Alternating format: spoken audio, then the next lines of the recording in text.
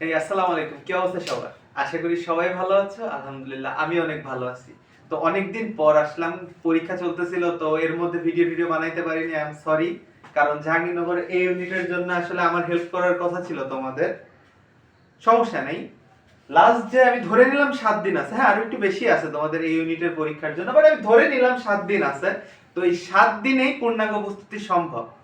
যারা এর আগে পড়ছো ঠিক মতো তাদের জন্য এই 7 দিনে যেটা বলবো ওইটা এনাফ। যারা কিছুই পড়োনি তারা যদি এই 7 দিন একদম জীবন লাগাই দিয়ে পড়ো, I hope enough. Okay, guarantee দিতে পারতেছি না, বাট আশা করি এর বাইরে তেমন কিছু আসবে না লাস্ট 7 দিনে পড়ার মতো। আর সত্যি বলতে তোমার কাছে এখন আর কিছু করার নাই। তো আমি যেটা বলবো এটা বিশ্বাস করা ছাড়া তোমার কাছে আর দ্বিতীয় কোনো অপশন নাই। ওকে, তো বলি জাহাঙ্গীরনগর ইউনিভার্সিটি এ ইউনিটের জন্য, কিন্তু অন্য ইউনিটের থাকলে তারা চলে যাও, আমি অন্য ইউনিটের বিষয়ে আমি নেক্সট কথা বলবো। ওকে, এ ইউনিটের জন্য অনলি লাস্ট 7 ডে একটা প্রিপারেশন নিব। কিভাবে নিব? এটা কিন্তু একটা ডু অর ডাই ম্যাচ আমাদের জন্য। যারা সেকেন্ড টাইমার আছো তাদের কাছে কিন্তু আর কোনো অপশন নাই।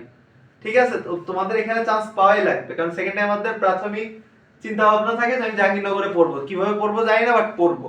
আমারও সেম চিন্তা ছিল। ওকে, তো আমরা স্টার্ট করি। 7 দিন কিন্তু আমাদের হাতে কতদিন?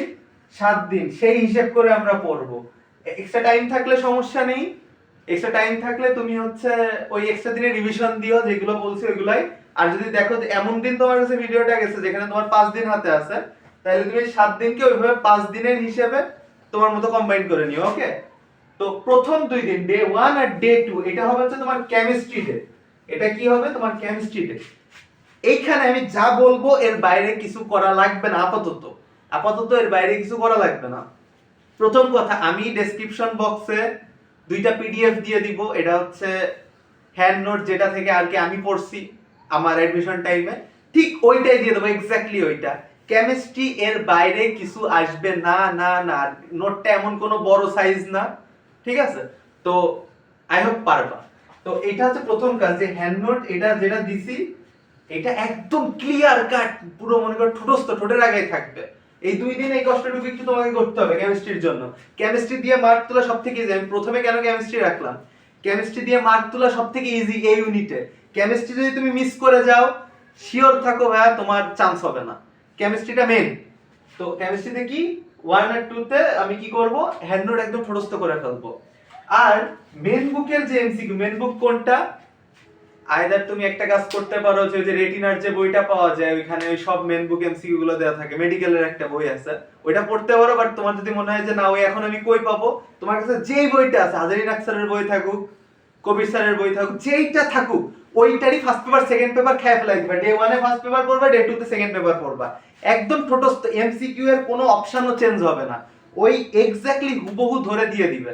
বেটার হয় হাজারি নাকসারের বই, উত্তর ভুল থাকলে ওই ভুল উত্তরই পড়বা, ওইটাই মুখস্থ করবা। ওই জাহাঙ্গীরনগরে বইয়ের এমসিকিউ হুবহু দেয়, একদম হুবহু দেয়, ওইটা হুবহু পড়বা। আমি লাস্ট মোমেন্টে যা যা বলি এগুলো জাস্ট শোনো, হেল্প হবে, বেনিফিট পাবা।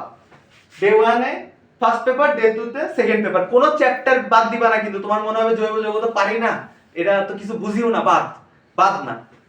মেন বুক যে এমসিকিউ বললাম জৈব রসায়নের, ওই তোমার যে মেন বুকে মানে তোমার হাজার আক্তারের বইতে যে এমসিকিউ গুলো আছে, বা তুমি কবির স্যার বললে ওই বইতে যে এমসিকিউ গুলো আছে, একদম মুখস্থ। মুখস্থ মানে মুখস্থ, ওই যা আছে তাই, বোঝার দরকার নাই। এখন আর বুঝে কাজ নেই, বহুত বুঝছো, এতদিন টাইম পাইছো না, বহুত বুঝছো, এখন আর দরকার নাই। তো মেন বুক এমসিকিউ হ্যান্ড নোট ডান। আমার কথা বোঝা গেছে? এটাই মাস্ট। আচ্ছা, এখন বলি ফিজিক্সের জন্য কি করবা। তো আমরা ডে 3 আর ডে 4 কে ফিজিক্সের জন্য রাখছি, ঠিক আছে? যে জাস্ট যতটুকু বলবো ততটুকু, বেশি মাতব্বারি করার দরকার নেই এখানে। ওকে, তো ফিজিক্সে আমরা জাস্ট যেই কাজটা করব সেটা হইতেছে কি, তোমাদের কাছে ইশাক স্যার বা আমির স্যারের বই আছে, এটা আমি জানি, এটা আমার ভূগোল দিয়ে লাভ নাই, কারণ এটা না থাকলে তুমি ইন্টারমিডিয়েটের কোনো স্টুডেন্ট ছিলে না, আমি ধরে নিলাম। এই বইটা সবার কাছেই থাকে। তো ওই বইয়ের পিছনে, অনলি পিছনে, বইয়ের ভিতরে রিডিং আমি পড়বো না, পিছনে দেখবা ইম্পর্টেন্ট লাইন দেওয়া থাকে, এক গাদের সারি সারি দেওয়া থাকে, আর মেন বুক যে এমসিকিউ দেওয়া থাকে, এইগুলো একদম খেয়ে ফেলাই দিবা, এর বাইরে কোনো কোশ্চেন আসবে না। ম্যাথমেটিক্স বলো বা যাই বলো, ওইখান থেকে তোমার হুবহু, ঠিক আছে, অপশন সহ এটা দিয়ে দিবে, যেমন মেডিকেলে দেয় ঠিক এমনই দিবে। ওকে, হ্যাঁ ফিজিক্স একটু হার্ড করতে পারে, রিসেন্টলি দেখা যাচ্ছে যে ফিজিক্স একটু হার্ড করতেছে। তো ওইটার জন্য আমি একটু এক্সট্রা করে বলবো যে টাইপ ওয়াইজ ম্যাথ গুলো করবা, বাট এটা পরে, আগে তোমার ডে 3 আর ডে 4 এর মূল কাজ হচ্ছে এই যে পয়েন্টটা আমি বললাম, এই পয়েন্টটা একদম মাথায় গেঁথে ফেলা যে আমি ডে 3 ডে 4 তে এই কাজটা করবই, যা হয়ে যায় এই কাজটা আমি করবই। ওকে, এমসিকিউ আর ইম্পর্টেন্ট লাইন্স কোনগুলো আমি বুঝাইতে পারছি হয়তো, আর এটা পরে, ঠিক আছে, এটা পরে, এটা হচ্ছে যখন তুমি একটু অ্যাডভান্সে আগাবা তখন। আর এটা হচ্ছে কি তোমার মার্কস বেশি বেশি বেশি বেশি তোলার জন্য। তুমি করতে করতে এক সময় দেখবা কি পরীক্ষায় কোশ্চেন আসতেছে, দেখতেছে আর এটা তো পারি, দাগাই দিবা, ঘেট করে দাগাই দিবা, আর কোনো কাজ নাই, এক্সট্রা আর কোনো কাজ নাই। ওকে, আচ্ছা এখন যদি আমি ম্যাথের ক্ষেত্রে বলি, তাহলে ম্যাথের ক্ষেত্রে হইতেছে আমরা ডে 5 আর ডে 6 এই দুইটা চয়েস করছি। এটা লাস্টের দিকে চয়েস করাটা রিজন আছে, এটা আমরা চাইলে ফার্স্টে করতে পারতাম, বাট লাস্টে করার রিজন কি অনেক সময় অনেকের ম্যাথের সূত্র ঠিকমতো মনে থাকে না। ওকে, ফিজিক্সের ক্ষেত্রে একটা জিনিস বলতে ভুলে গেছি, সূত্রগুলো একদম টানা ঠুটস্থ রাখবা, ঠিক আছে, লাস্ট মোমেন্টে সূত্রগুলো একদম টানা ঠুটস্থ, সূত্র যেন ভুলবা না। ম্যাথের ক্ষেত্রেও সেম, আমি একটু লিখে দিই, ফিজিক্সের ক্ষেত্রে ফর্মুলা মাস্ট মুখস্থ, একদম মুখস্থ। ফিজিক্স প্লাস ম্যাথ এই দুইটার ক্ষেত্রে ফর্মুলা যত আছে প্রত্যেকটা ফর্মুলা একদম ঠোঁটস্থ করে ফেলবো। ওকে, এখন ম্যাথের ক্ষেত্রে বলি, ম্যাথের ক্ষেত্রে হচ্ছে দুই টাইপের স্টুডেন্ট আছে, একটা হচ্ছে যারা পারে আগের থেকে ম্যাথটা ভালো পারে, আর একটা হচ্ছে যে একেবারে ম্যাথ পড়ে না, লাস্ট মোমেন্টে হঠাৎ করে মাথায় জেগে উঠছে যে আমার একটা চান্স পাওয়া লাগবে, আমার একটা সিট পাওয়া লাগবে। তো তাদের জন্য বলি, প্রথমে যাদের হঠাৎ করে মনে হয়েছে আমার একটা সিট পাওয়া লাগবে, তারা বাপ তোরা হচ্ছে মেইন বুক এমসিকিউ গুলা করবি। ধরে নিলাম তোদের কাছে কেতাব স্যারের বই আছে বা যে কোনো একটা বই থাকলেই হচ্ছে, ওই বইতে যে এমসিকিউ গুলো আছে ওইগুলো করলেই হচ্ছে। এখন কথা হচ্ছে তোমরা বলতেই পারো যে আমি তো ম্যাথ এমনি পারি না, আমি এখন দেখে দেখে কেমনে সলভ করবো, আমার তো সারাদিন লেগে যাবে। প্যারা নেই, কোনো প্যারা নাই, সারাদিন লাগুক। এখানে একটা শর্ট সলিউশন দিব, সেটা হচ্ছে তুমি চাইলে কি করতে পারো জানো, যে তোমার ইউটিউবে অনেক ফ্রি ক্লাসেস থাকে যেখানে অনুশীলনীর যে ম্যাথ গুলা আছে, ম্যাথ না সরি অনুশীলনের যে এমসিকিউ গুলো আছে ওগুলো সলভ করা হয়, অনেক ভিডিও আছে, এক সাইড থেকে করা শুরু কর, ঠিক আছে, এটা সর্ব 2 দিনের বেশি লাগবে না। ভিডিও দেখবা, একটা করে ম্যাথ সলভ করবে, ওটা দেখে তুমিও সলভ করে ফেলবা, খাতায় লিখে লিখে করতে হবে, কিন্তু নাইলে পরীক্ষায় পারবা না। এতটুকু করলেই এনাফ। এখন তোমার কাছে সময় নেই, আমি কি করতে পারো, এর থেকে বেশি কিছু তো আমি বলতে পারবো না যে হ্যাঁ হ্যাঁ সুযোগ আছে করে ফেলি, পসিবল না, আসলেই পসিবল না। তো আর যদি আর হ্যান্ড নোট যদি করা থাকে পড়তে পারো, আদারওয়াইজ আমার কাছে মেবি নাই, যদি থাকে আমি দিয়ে দিব, প্যারা নাই। আর আরেকটা যে কাজটা করতে পারো, যদি মনে হয় যে না এত আসলে পড়ে পারতেছি না, তাইলে জয়কলি বিচিত্রা বা তোমার যদি জেইউ এর কোনো কোশ্চেন ব্যাংক থাকে ওইটা দিয়ে তুমি জাস্ট কি করবা, কোশ্চেন গুলো সলভ করবা, অনলি জেইউ এর। হ্যাঁ, এই কোশ্চেন গুলো সলভ করলে আপাতত হচ্ছে। এটা কিন্তু শেষ মুহূর্ত বলে আমি এত শর্টকাটে বলতেছি, আমি সাধারণত বলি না যে এত শর্ট প্রিপারেশন নাও, শেষ মুহূর্ত বলে আমি আর কি বলছি। ওকে, তো ফাইনালি ডে 7 এটা হচ্ছে আমাদের ফাইনাল শট। এই রাউন্ডে আমরা যতটা যে যতটা পেরে উঠবে তারই আসলে চান্স পাওয়ার সম্ভাবনা বেশি।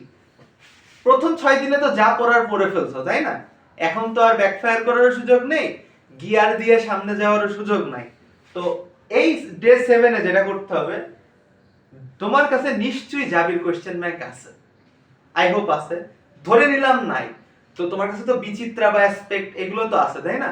ওইগুলো তো দেখবা যে জাবির কোশ্চেন গুলো দেওয়া থাকে। এখন আমি ধরে নিচ্ছি তোমার কাছে যে জাবির কোশ্চেন ব্যাংক আছে, তো এই লাস্ট দিনে যত পারবা, ধরে নাও যে এটা তোমার শেষ দিন, লাইফের শেষ দিন, জাবির কোশ্চেন ব্যাংকটা একদম ভাজা ভাজা করে খেয়ে ফেলবা, যত পারো এটা পড়তে থাকবা, দিন রাত, কারোর সাথে কোনো কথা বলার দরকার নেই, খাওয়া দাওয়া করবা, গোসল দিবা, দেন পড়তে বসবা, আর কোনো কাজ নাই তোমার, ঠিক আছে? 3 বেলা জাস্ট খাবা, মেন্টালি প্রিপেয়ার্ড থাকবা যে আমার কোশ্চেন ব্যাংক সলভ করতে হবে, কফি নিয়ে বসবা, কফি খাবা আর পড়বা, কোনো কাজ নাই।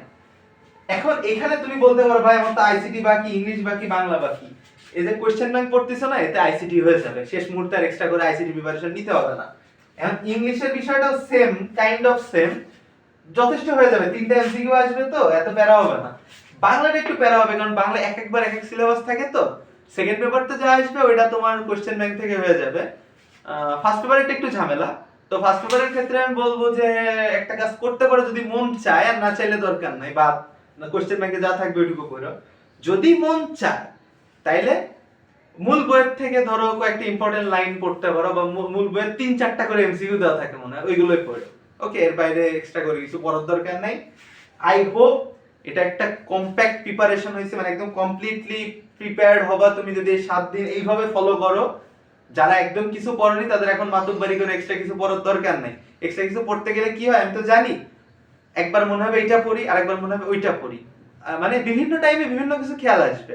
আসলে এত কিছু করে পেরে উঠবে না, যেটা বলছি যেভাবে গাইডলাইন দিয়েছি ঠিক এটাই করো। আমার এডমিশন টাইমে যদি ঠিক এইভাবে কেউ গাইডলাইনটা দিত আমার জন্য মেবি সুবিধা হতো, আরেকটু বেশি, মানে আমি আরেকটু বেশি এফোর্ট দিতে পারতাম আমার এডমিশনে। ওকে, যাই হোক, আল্লাহ যা করে ভালোর জন্য করে। তোমরা কইরো, ঠিকমতো প্রিপারেশন নিও। অল দা বেস্ট, আল্লাহ হাফেজ।